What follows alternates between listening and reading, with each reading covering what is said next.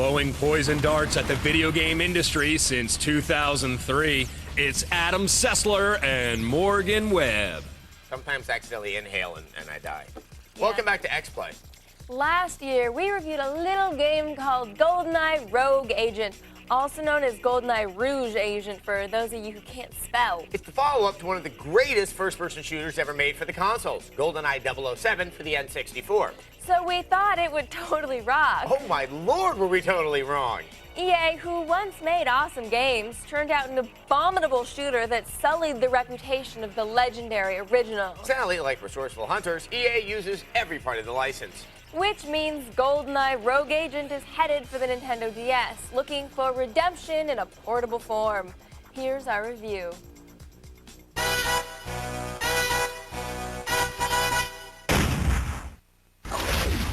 It could easily have been more than your eye. Your mission, should you choose to accept it, is to acquire GoldenEye Rogue Agent and insert it into a Nintendo DS. You will encounter fast-paced action, vicious enemies, and multiplayer support. But you will also endure boring objectives, weak graphics, and some of the worst sound you will ever hear. And, by the way, this message will self-destruct. I think we all hold a special little place in our hearts for the original Nintendo 64 title. But GoldenEye Rogue Agent has almost as much to do with that game as I had to do with the fall of communism. Instead, fans now play as a spy gone naughty, with a gun in his hand and revenge in his heart. Oh, girls just love bad boys. This first-person shooter has 6 separate missions, and they play out on the dual-screen platform.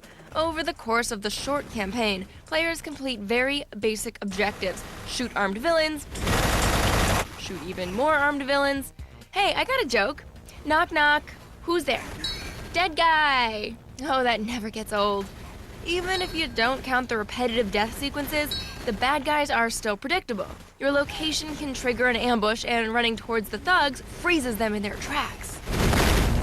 At least players do get to use a variety of gadgets, including green vision, lasers, death cannons, the classic enhanced eye, and of course the good old-fashioned butt-whooping.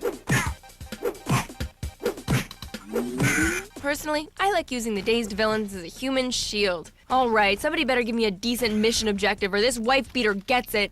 The 3D environments also offer interactive features like breakable scenery and triggered traps. I'm sorry, did I do that? And at a glance, the levels seem colorful and well-designed, but a closer look will reveal a drunken mess of pixels. Yeah, not so nice. But overall, gameplay is relatively smooth. There are no frame rate hiccups, and the action makes full use of both screens. As a matter of fact, let's check out that bottom screen, shall we? Thrilling! The controls are easy enough to figure out, but they're not the most responsive. As a result, your character moves awkwardly and aims almost as well as a blind child. After a few rounds of wasted ammo, you might want to explore some other alternatives. In the end, this is a decent first-person shooter, but it fails to live up to its predecessors, or to the EA pedigree.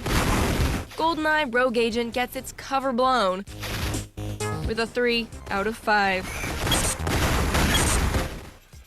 Wow, even smaller and with worse graphics, it's still better than the console version.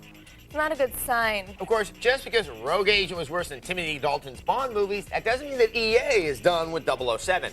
Yes, there's yet another Bond game in the works, and this one stars the best Bond ever. Roger Moore. Sean Connery, what's wrong with you? In The View to a Kill, Roger Moore made love to Grace Jones and then lived to tell about it. If that isn't heroic, I don't know what is. She looks like one of the women from Tao Feng. Well, she has an acting career to fall back on. She hasn't made a movie since Vamp. Oh. As I was saying, Sean Connery's likeness will be starring in the From Russia with Love game, which sounds like a dating sim, but it isn't. So hopefully EA will get this one right, or at least put the line, "Who's the man now, dog?" in the game.